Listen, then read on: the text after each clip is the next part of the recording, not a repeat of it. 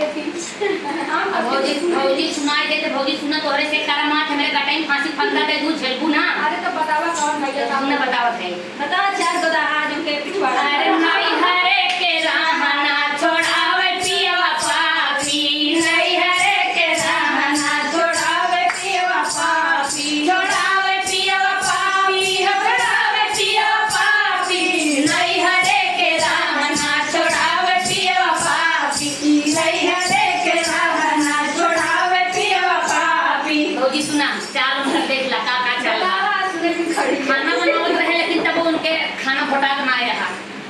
हरे सोने की थाली में जेवना बनाए सोने की थाली में जेवना बनाए हरे जेवना बनाए भौजी जेवना बनाए जेवना बनाए भौजी जेवना बनाए हरे जेवना न जेवै बुतावे जीवा पाती नहीं हरे के रहना छोड़ावे जीवा पाती नहीं हरे के रहना छोड़ावे जीवा पापी छोड़ावे जीवा पापी छोड़ावे जीवा पापी अरे नहीं हरे के रहना छोड़ावे जीवा पापी नहीं हरे के रहना छोड़ावे जीवा पापी। भौजी सुनाए और उनका बतावा तू अरे झझरे गेरुआ गंगा जल पानी का करे वो घूटे बिंदी हुआ।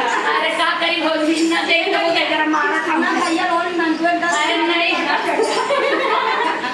झझरे गेरुआ गंगा जल पानी गंगा जल पानी गंगा जल पानी गंगा जल पानी भौजी गंगा जल पानी झझरे गेरुआ गंगा जल पानी अरे गेरुआ न घोटे बुतावे जीवा पाती नहीं हरे के रहना छोड़ावे जीवा पापी नहीं हरे के रहना छोड़ावे जीवा पापी छोड़ावे जीवा पापी हो छोड़ावे जीवा पापी नहीं हरे के रहना छोड़ावे जीवा पापी। भौजी मेरे भतीजी बियाह रहा हाँ। ऐसे बेईमान आदमी मेरे भतीजी बियाह में हमें जाए नहीं दिया हाँ। तो हम कहब ना सुना ऐसे ऐसे वो बन गया दिन जाए तो का करेंगे। हम ना बनी दिया पर हम न जावे फिर जाओ। हां तो सुना अरे फूला बाही चुनी चुनी से दिया लगावले से दिया लगावले हो से दिया